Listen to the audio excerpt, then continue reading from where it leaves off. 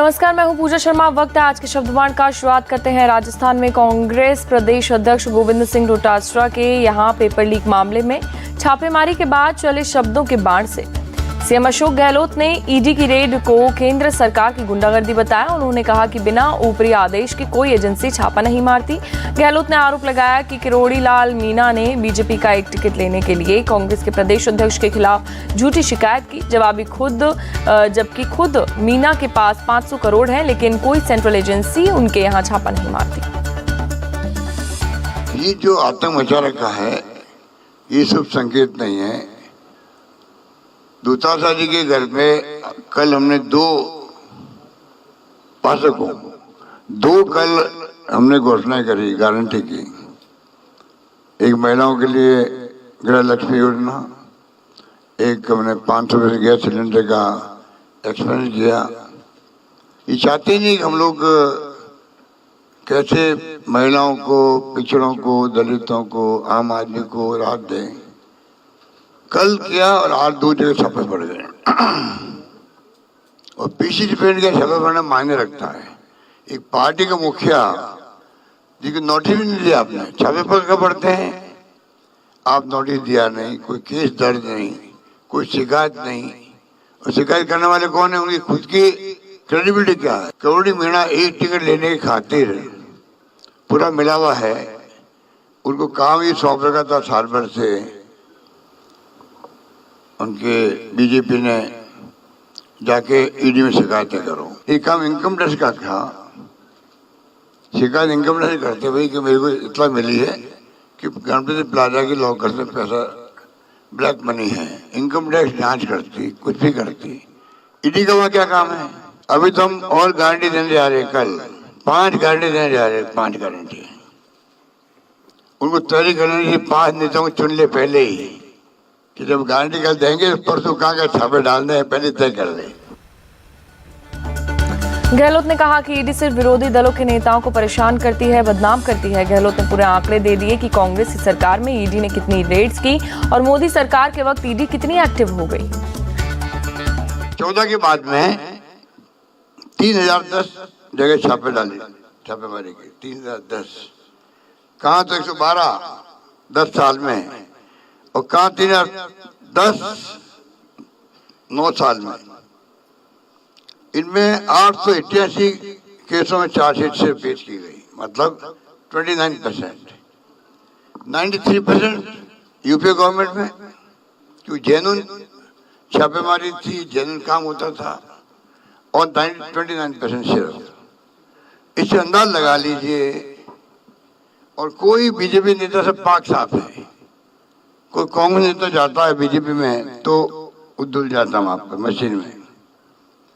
और तो प्रधानमंत्री खुद जो बोलते हैं अजीत पवार के बारे में, एनसीपी के बारे में, करंट पार्टी है, बड़े आरोप लगाए। 2 दिन बाद में वो शामिल हो गए सरकार में। महाराष्ट्र में अजीत पवार साहब बन गए, वित्त मंत्री बन गए। जिनके ऊपर चार्ज थे उनको बना दिया, खजाने का मंत्री बना दिया। अशोक गहलोत को जवाब दिया केंद्रीय मंत्री गजेंद्र सिंह शेखावत ने कहा कि गहलोत और उनकी सरकार शुरू से ही पेपर लीक घोटाले के असली आरोपियों को बचाने में लगी हुई थी। अब ईडी ने 70 लाख नौजवानों को इंसाफ दिलाने का काम शुरू कर दिया तो गहलोत और उनकी पार्टी सियासी आंसू बहाने में जुट गई है।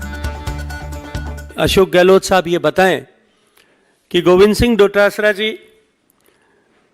के ऊपर यदि वो सम्मिलित हैं, उनके सूत्र और तार ये पेपर लीक के यदि उनके परिवार और उनसे जुड़े हुए मिलते हैं, तो इन गरीबों, इन दलितों, इन शोषितों, इन पीड़ितों ऐसे और उनके परिवार के युवाओं को न्याय दिलाने के लिए उन पर कार्रवाई होना चाहिए कि नहीं होना चाहिए।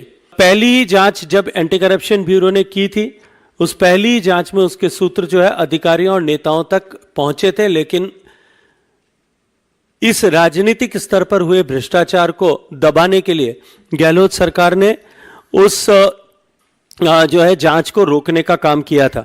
राजस्थान एंटी करप्शन ब्यूरो के सेवानिवृत्त डायरेक्टर जनरल BL सोनी साहब ने खुद वीडियो करके ये कहा और इस बात को स्वीकार किया है कि सरकार बड़ी मछलियों पर हाथ डालने नहीं देती थी, हम पर दबाव डाल करके रोकती थी।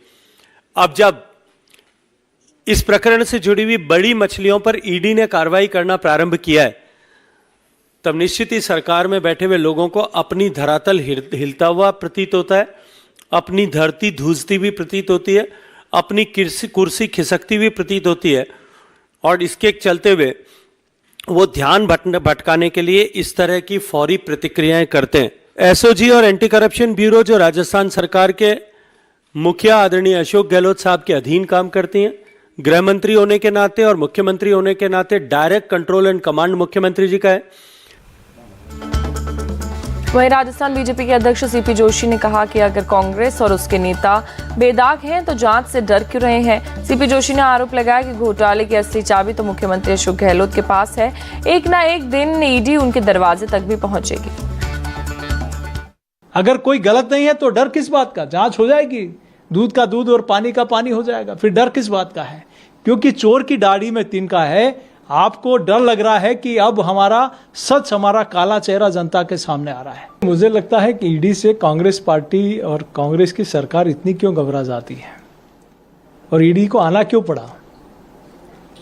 राजस्थान में पिछले 5 सालों में एसीबी ने जितनी कार्रवाइयां की है उसमें कितनों को अभियोजन की स्वीकृति थी, इसको थोड़ा देखने की आवश्यकता है। कुछ दिनों पहले कांग्रेस पार्टी के पूर्व मंत्री गोपाल केसावत वो सरेआम भ्रष्टाचार के पैसे लेते हुए पकड़े गए। हुआ क्या, सरकार ने जब चार्जशीट पेश की तो उसमें कहा कि भ्रष्टाचार की सारी धाराएं हटा दी। क्या मतलब है इसका?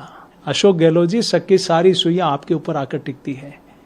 इन सारे भ्रष्टाचार के बादशाह आप हो और आप ही के सरपरस्ती में राजस्थान भ्रष्टाचार की आग में जल रहा है। और आज अगर उन लाखों युवाओं को न्याय देने के लिए ईडी कार्रवाई कर रही है तो आपके पेट में दर्द हो रहा है।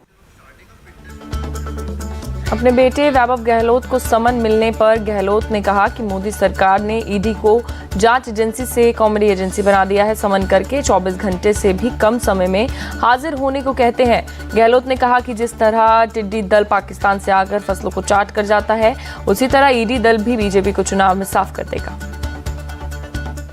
ईडी जो है ना, बीजेपी की ऐसी हालत खराब करेगी, गांव-गांव बात फैल जाएगी कि टिड्डी दल की तरह ईडी का उपयोग कर रहे हैं। वैभव गहलोत को कोई 5-10 साल में सुनता रहता हूँ, लोग शिकायत ईडी में करते करते।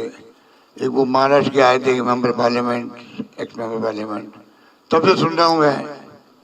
और परसों कल नोटिस मिला, आज वहां जाके हाजिर हो ईडी के अंदर। कल नोटिस मिला, तारीख लगी 19 तारीख लगी हुई, कल 25 को नोटिस, 26 को आप हाजिर हो जाओ। तो ये क्या है? तो ये मजाक नहीं है क्या?